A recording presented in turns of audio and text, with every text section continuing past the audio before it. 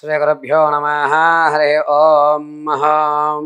హిందువుల మనోభావాలు దెబ్బతినే విధంగా వస్తున్నటువంటి అనేక రకాలైనటువంటి వాక్యాల మీద, వారు మాట్లాడేటువంటి తీరుల మీద మీ మణికంఠ శర్మ తన యొక్క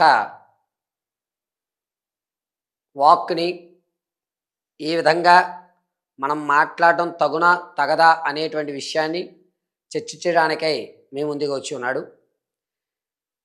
ముందుగా ఎదిగే కొద్దీ ఒదిగి ఉండాలి అనేటువంటి సామెత పాటల్లోనే కాకుండా జీవితంలో కూడా అనువదించుకుంటే అత్యంత ఉన్నతమైన స్థాయికి మనం ఎదుగుతూ ఉంటాం.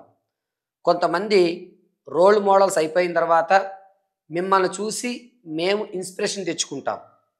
మనం ఒక స్థాయి, ఒక స్థితిని నిలబెట్టిన తర్వాత అందులోనూ తెలుగు ఇండస్ట్రీని మొత్తాన్ని కూడా దశ దిశలు వ్యాపించేసేటువంటి విధంగా మన యొక్క తెలుగు పరిశ్రమని ఉన్నతమైన శిఖరాలకి తీసుకువెళ్ళి తెలుగు ఇండస్ట్రీ అంటే ఇది అనేటువంటి ఒక ఖ్యాతిని తీసుకొచ్చినటువంటి రాజమౌళి గారు హనుమంతుడి మీద నాకు నమ్మకం పోయింది అని అనడం ఎంత హాస్యాస్పదం అంటే, నమ్మకం అనేటువంటిది ఎలా ఉంటుందంటే, మీరు తీసే సినిమా హిట్ అవుతుందో ఫ్లాప్ అవుతుందో తెలియదు, కానీ నమ్మకంతో మీరు తీస్తారు.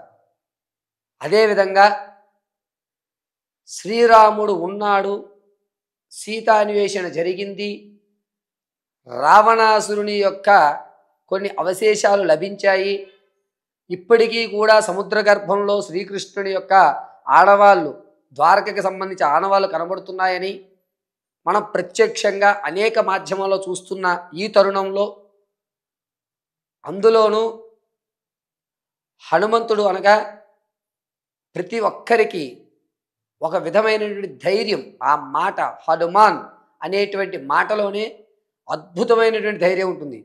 అటువంటి హనుమాన్ని లేడు, నాకు నమ్మకం కోల్పోయిందంటే అది మీ వ్యక్తిగతమైతే మీ ఇంటి వరకు ఏర్పరచుకోవాలే కానీ సభల్లో, అందులోనూ కొన్ని వేలాది మంది ఉన్నప్పుడు ఆ మాట అనడం వల్ల ఎంత నెగిటివ్ ప్రచారం అవుతుంది అంటే,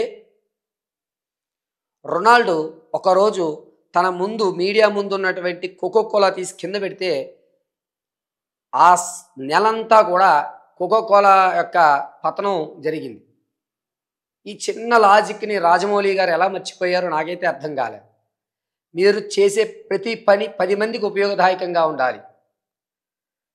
మహేష్ బాబు గారు సినిమా అయిన తదనంతరం ఆయన ఏమవుతుంది ఏంటి మళ్ళీ ఎవరికి కనబడరు అని అనుకుంటాం తప్ప, ప్రతి పేదవాడి గుడిసెలో ఆయన ఫోటో ఉంటుంది. ఎందుకు అంటే చిన్నపిల్లలకి ఆయన గుండె ఆపరేషన్ చేయించి ఒక ఉన్నతమైన శిఖరాన్ని అధిరోహించాడు ఆయన. అలా మీరు చేసేటువంటి పనుల వల్ల మా గుండెల్లో చిరస్మరణీయంగా ఉండిపోవాలి తప్ప, ఇలా హిందూ దేవుళ్ళని కించపరిచే విధంగా అది ఏ మాటన్నా కానివ్వండి. మీరు ఇప్పుడు ఉన్నటువంటి యువతకి కానీ కొత్తగా వస్తున్నటువంటి తరాలకు కానీ మీరు ఒక రోల్ మోడల్. మీ మాట 10 మంది వినడం కాదు, లక్షల మంది వింటూ ఉంటారు. కాబట్టి మనం ఒక స్టేజ్ ఎక్కుతున్నప్పుడు అక్కడ పరిసరాలు ఏమిటి, మనం ఏ విధంగా ఉండాలి అంటే, మీకు చెప్పే అంత పెద్దవాళ్ళం కాదు, మీ యొక్క జ్ఞానం ముందు మేము ఇంకా అజ్ఞానులమే. కానీ ప్రతి హిందువుకి మనోభావాలు ఉంటాయి. అందులోనూ శివాలయం లేని ఊర్లు ఉంటాయి కానీ రామాలయం లేని గుడి ఉండదు, ఊరు ఉండదు. అసలు రామ రామ రామ అనేటువంటి శబ్దం మనం వినకుండా ఒక్కరోజు కూడా ఉండలేము. అంతటి శ్రీరామచంద్రుని యొక్క ప్రియభక్తుడైనటువంటి హనుమంతుడి వారు లేరు అనడం చాలా బాధాకరమైన విషయం. హనుమంతుడు అత్యంత శక్తివంతుడుగా, భయం వేస్తుంది అంటే హనుమాన్ చాలీసా చదువు అన్న ఒక వ్యవస్థలో ప్రతి ఒక్కరూ కూడా శ్రీయాంజనేయం ప్రసన్నాంజనేయం ప్రభాదివ్యకాయం భజే వాయుపుత్రం భజే బాలగాత్రం అని ఎంత పద్ధతిగా, ఎంత వినమ్రంగా ఆ యొక్క శ్రీరామదూత అయినటువంటి హనుమంతుడికి నమస్కారం చేస్తాము. రాజమౌళి గారే కాదు, తదుపరి నుంచి వచ్చేటువంటి పెద్ద పెద్ద డైరెక్టర్లు, హీరోలు, అదేవిధంగా చిన్న చిన్న ఆర్టిస్టులు ఎవ్వరమైనా సరే, విశ్వంలో ఒక శక్తి ఉంది. మీరు తీసే సినిమా మీద మీకు ఏ విధంగా నమ్మకం ఉందో, హిందువులందరికీ హనుమంతుడి మీద నమ్మకం ఉంది. ఆ నమ్మకాన్ని వమ్మ చెయ్యొద్దు. హనుమంతుడి మీద నమ్మకం కోల్పోయాము అని అంటే అది ఖచ్చితంగా కరెక్ట్ కాదని నా వ్యక్తిగతమైనటువంటి అభిప్రాయం. పైగా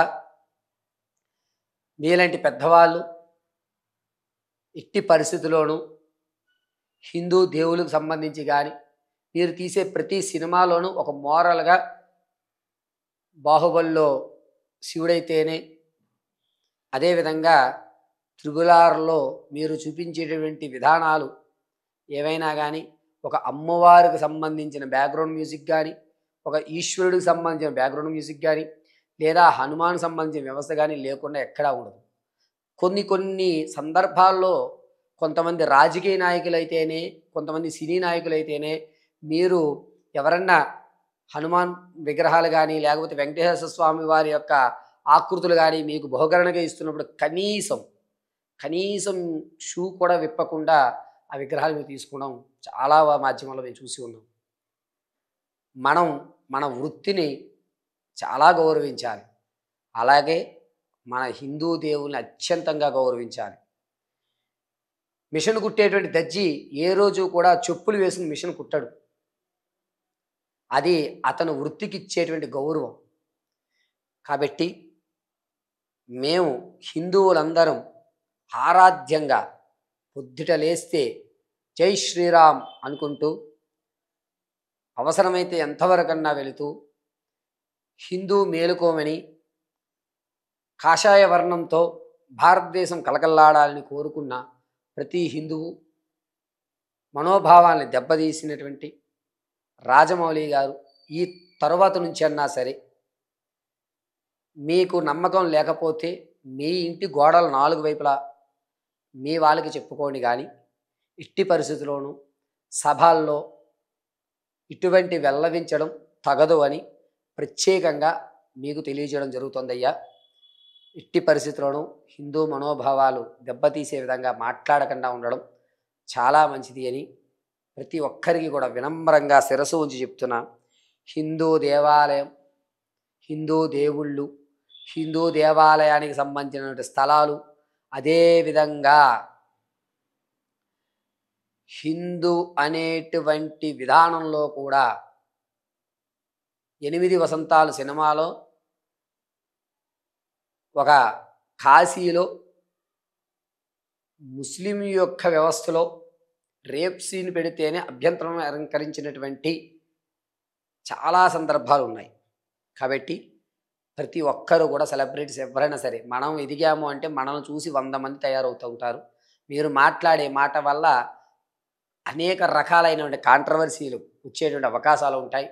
కాబట్టి ఈ విషయాన్ని దృష్టిలో పెట్టుకుని ఎట్టి పరిస్థితుల్లోనూ ఇక నుంచి అయినా సరే మీరు అటువంటి మాటలు మాట్లాడకుండా ఉంటారని మనస్ఫూర్తిగా అనుకుంటూ, ఎల్లవేళలా మీకు శ్రీ హనుమత్ కటాక్షం కలుగుతూ, శ్రీరాముని అనుగ్రహంతో ఆయురారోగ్యాలతో ఉంటూ, ప్రతి సినిమాని కూడా మీరు తెలుగు చరిత్రలో నిలిచిపోయి ప్రపంచానికి ఉన్నతమైనటువంటి తెలుగు ఇండస్ట్రీ అంటే ఇది అని చూపించే విధంగా పరిపూర్ణ ఆరోగ్యంతో హనుమత్ కటాక్షం కలుగుతూ ఉండాలని మనస్ఫూర్తిగా కోరుకుంటున్నానండి రాజమౌళి గారు. సర్వం హిందువుల యొక్క వ్యవస్థలో సర్వే జనా సుఖినో భవంతు ఉంటుంది. ఆ సుఖినో భవంతులో మీరు కూడా పెద్దపీట వేసుకుని ఉండాలని కోరుకుంటూ, ఇటువంటి వాక్యలు, ఇటువంటి మాటలు మరొక చోట మాట్లాడకుండా ఉంటారని మనస్ఫూర్తిగా నేను అయితే కోరుకోవడం జరుగుతుంది.